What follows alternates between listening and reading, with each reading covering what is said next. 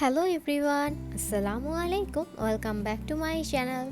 চলে আসলাম আজকে অনেক দিন পর নতুন আরেকটি মজাদার রেসিপি নিয়ে। আর সেটি হলো চাইনিজের একটি রেসিপি, বিফ চিলি অনিয়ন, যেটা সচরাচর আমরা বাসায় যখন চাইনিজের কোনো আইটেম করি এটা তো অবশ্যই আমরা পাশে রাখি। আর আমি চেষ্টা করেছি এবার একটু ভিন্ন ধর্মী স্টাইলে, একটু অন্যরকম ওয়েতে সহজ উপকরণ দিয়ে অল্প সময় কীভাবে এই বিফ চিলি অনিয়নটা আপনারা বাসায় তৈরি করতে পারবেন সেটার রেসিপি নিয়ে আজকে আমি হাজির হয়ে গেছি আপনাদের কাছে। আর আমার রেসিপি যদি আপনাদের ভালো লেগে থাকে তাহলে যারা যারা আমার চ্যানেলে নতুন তারা কিন্তু অবশ্যই আমার চ্যানেলটি সাবস্ক্রাইব করতে ভুলবেন না, আর আপনাদের ফ্রেন্ডস অ্যান্ড ফ্যামিলির সাথেও শেয়ার করতে ভুলবেন না। আর যদি বেশি ভালো লেগে থাকে তাহলে একটা লাইক আর কমেন্টও যেন বাদ না পড়ে। চলুন তাহলে কথা না বাড়িয়ে চলে যাই মূল রেসিপিতে।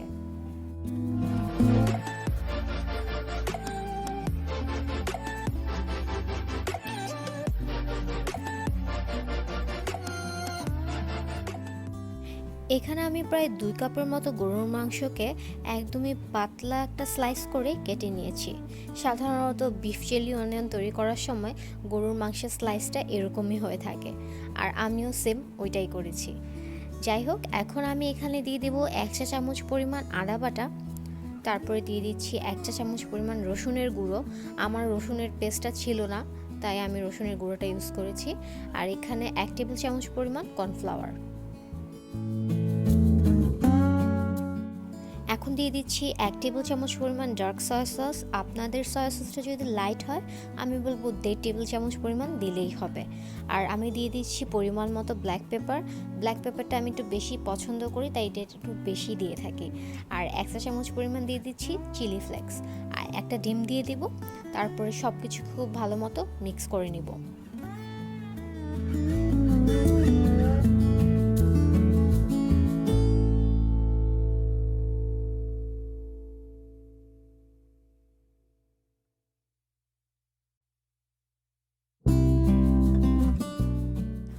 হ্যাঁ, আপনারা ভাবতে পারেন আমি কেন কোনো লবণ দিই নেই। এখানে যেহেতু আমি অনেক ধরনের সস ব্যবহার করব, আর অলরেডি এখানে আমি সয়া সসও দিয়েছি, তাই আমি লবণটা দিচ্ছি না। আপনাদের যদি মনে হয় যে আপনারা লবণ দিলে আপনাদের কাছে ভালো লাগবে তাহলে আপনারা সেক্ষেত্রে লবণ দিতে পারেন অল্প পরিমাণে। তো এখন একটি প্যানে আমি চুলাতে তেল দিয়ে দিচ্ছি পরিমাণ মতো। এখানে আমি আদা কুচি দিয়ে দিচ্ছি অল্প কিছু, আর রসুন কুচি দিয়ে দিব। তো এগুলোকে আমি তেলের সাথে অল্প কিছুক্ষণ একটু হালকা ব্রাউন কালার করে ভেজে নেব।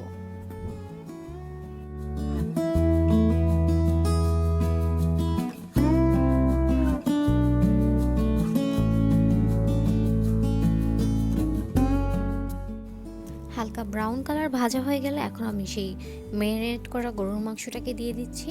তারপরে এগুলোকে কিছুক্ষণ ভেজে আমি ঢাকনা দিয়ে ঢেকে দিব।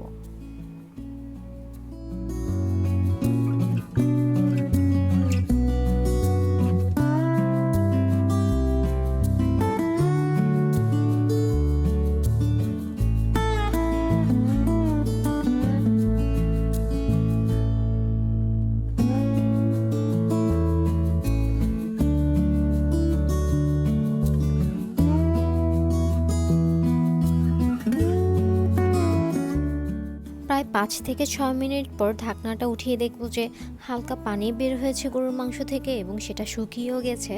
আর এখন আমি এখানে 2 কাপ পরিমাণ পানি দিয়ে মাংসটাকে আবার কিছুক্ষণ নেড়ে ঢাকনা দিয়ে ঢেকে দিব, যেন মাংসটা আমাদের একটু সিদ্ধ হয়ে আসে।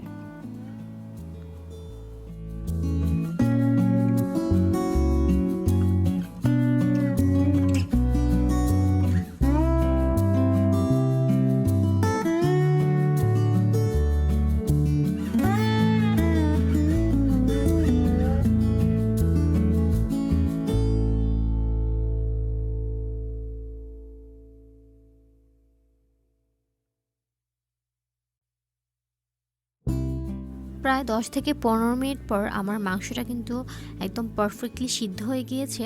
আপনাদেরটা যদি সিদ্ধ না হয় সেক্ষেত্রে আপনারা আরও 1 কাপ পানি দিয়ে সিদ্ধ করে নিতে পারেন। আর এখন আমি পেঁয়াজ দিয়ে দিচ্ছি। এখানে পেঁয়াজগুলোকে আমি পাপড়ির মতো করে খুলে নিয়েছি, আর এই পেঁয়াজটাকে এখন মাংসের সাথে ভালো মতো মিক্স করে নিব।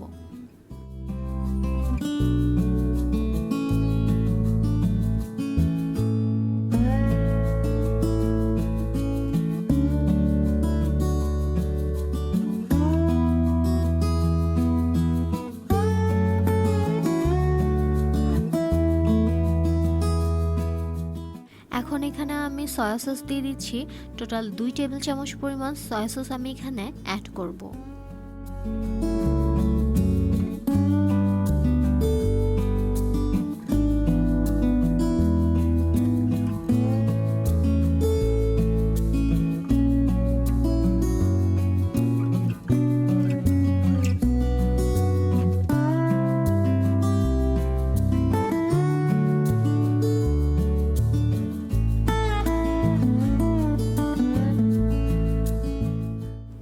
আমার হাতের কাছে গ্রিন ক্যাপসিকামটাই ছিল, তাই আমি ওটাই ব্যবহার করছি।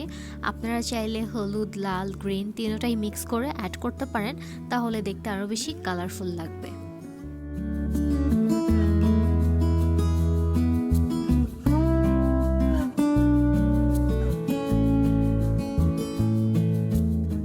এখন এখানে আমি ওয়েস্টার সস ব্যবহার করছি। 2 টেবিল চামচ পরিমাণ ওয়েস্টার সস এখানে আমি অ্যাড করে নিব।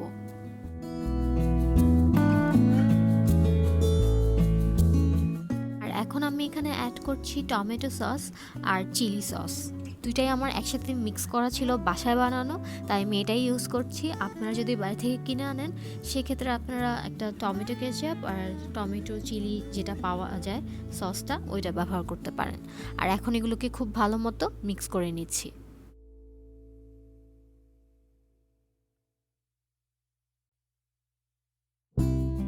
আরও 1 টেবিল চামচ পরিমাণ আমি এখানে টমেটো সস অ্যাড করেছি, আর এখন একটু ব্ল্যাক পেপারও অ্যাড করে নিচ্ছি।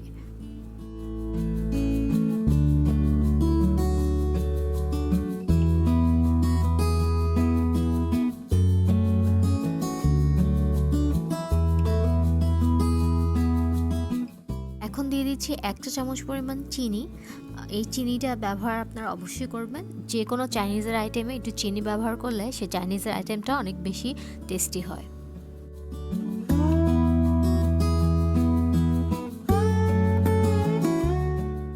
এখন একটি বাটিতে আমি 1 টেবিল চামচ পরিমাণ কর্নফ্লাওয়ার নিয়ে নিয়েছি। যেহেতু বিফ চিলি অনিয়নটা একটু গ্রেভি টাইপের হবে, তাই এখানে আমি আধা কাপ পানির সাথে 1 টেবিল চামচ কর্নফ্লাওয়ারটা মিক্স করে নিচ্ছি।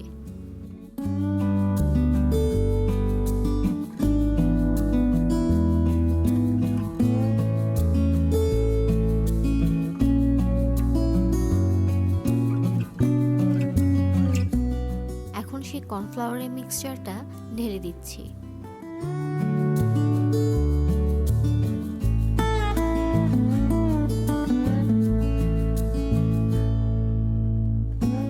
কর্নফ্লাওয়ারের মিক্সচারটা খুব ভালো মতো মিক্স করে নিচ্ছি।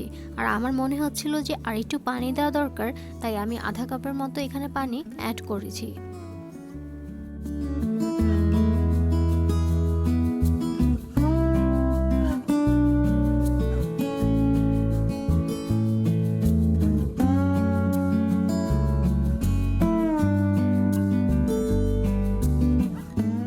4 থেকে 5 মিনিট পর আমাদের বিফ চিলি অনিয়নটা রেডি হয়ে গেছে। আর এখন আমি এটিকে সার্ভ করব। আমার রেসিপি যদি আপনাদের ভালো লেগে থাকে তাহলে অবশ্যই কিন্তু ফ্রেন্ডস অ্যান্ড ফ্যামিলির সাথে শেয়ার করবেন, কমেন্ট করে জানাবেন আপনাদের কেমন লেগেছে, আর ভিডিওতে একটি লাইক দিতেও কিন্তু ভুলবেন না। চাইলে কিন্তু আমার রেসিপিটি ফলো করে খুব সহজেই আপনারা এই বিফ চিলি অনিয়নটা বাসায় তৈরি করে নিতে পারেন। আজকে তাহলে এখানেই বিদায় নিচ্ছি, চলে আসবো আবার নতুন কোনো রেসিপি নিয়ে। আল্লাহ হাফেজ।